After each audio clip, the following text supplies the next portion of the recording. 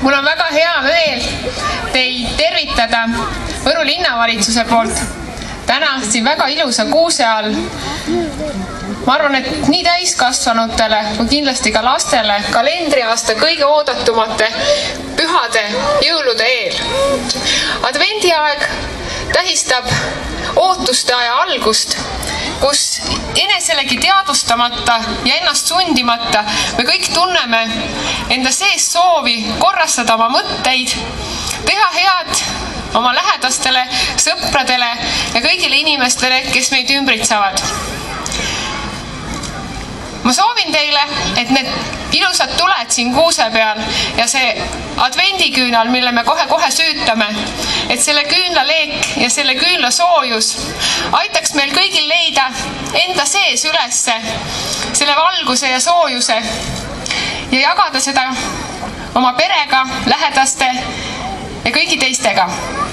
Soovin teile ilusat advendiaega, et meil kõigil oleks üks pisikene käekene, kes ulataks piparkooki, et meil kõigil oleks kõrval üks inimene, kelle kallistus viib kõik maailma mured, ja et meil kõigile saaks osaks üks võõras naeratus tänava peal, mida me ei oska oodata. Ilusat adventi kõigile!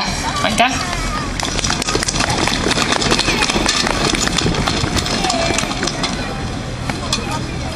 Võru linnavolikogu esimees Toomas Paur ja Võru linnapea Anneli Viitkin süütavad esimese advendiküünla aastal 2009. Võib-olla on neid, kes soovivad küünlast oma leeki saada kodudesse, siis võib seda teha pärast. Aga kellel on nüüd kuuseehted kaasas? Siis pöörame pilgu kuusele ja paneme sinna oma ehted ja võib-olla tuleb mõni päkapikk ja toob täna siin kuuse all veel ka väikese kommi. Nüüd ma pean teile ütlema ka, kui te siin kuuse all olete küllalt imetlenud seda meie kaharat kuuske, siis kell 6 õhtul Võru kultuurimaas Kannel esineb saksofoni kvartett Saks Est ja laulja basskitarrist James Wertz. Jõulukontserdi pealkiri on Jõuluootel, ehk see jõuluootus olegi advendiaeg.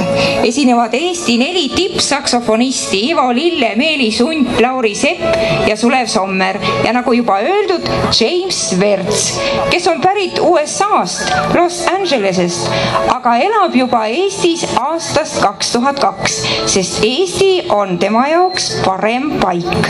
Kontsert on kingitus esimese advendi pühapäeval. Inimesed, rõõmustage täna ja rõõmustagu teie süda. Head jõuluaega!